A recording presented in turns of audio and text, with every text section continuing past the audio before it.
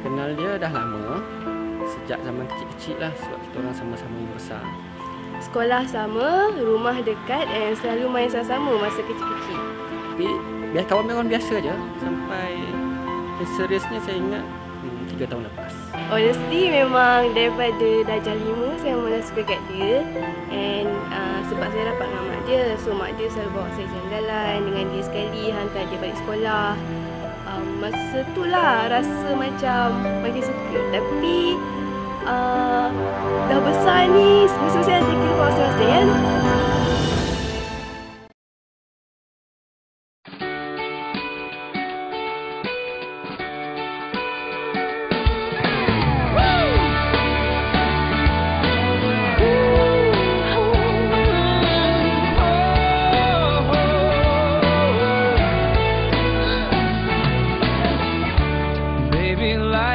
Got you run down. I think it's time, girl, that we slow down.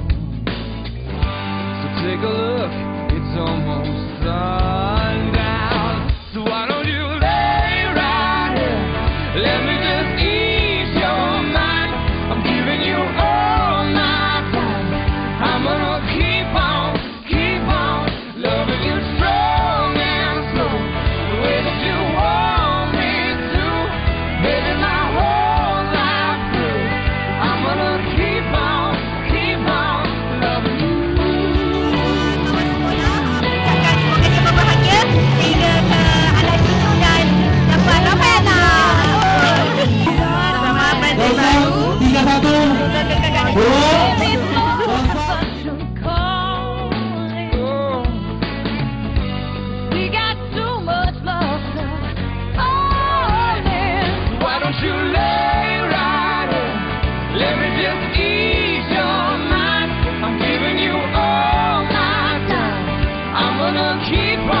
Keep on loving you strong and slow, the way that you want me to.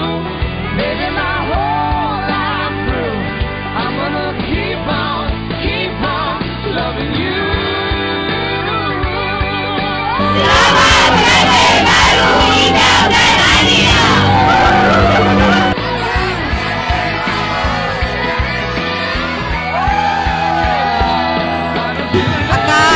Selamat pengantin baru.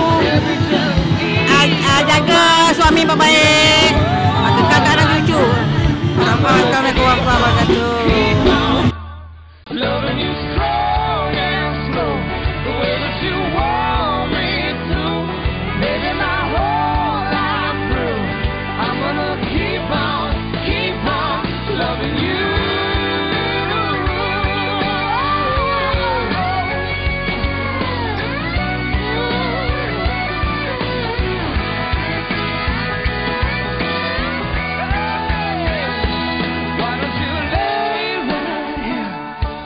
Just ease your mind, giving you all my time. I'm gonna keep on strong and slow, the way that you want me to. Baby, my whole life through, girl, I wanna keep on. Saya mengucapkan terima kasih kepada kawan keluarga saya, kawan keluarga suami, rakan-rakan, pengapit semua yang banyak sangat bertukar lumus, Kimo Studio, fotografer saya, rakan-rakan, semua orang lah yang terlibat secara langsung dan tak langsung, makcik buat kek, makcik buat hantaran semua, and doakan kami kekal sampai ke syurga.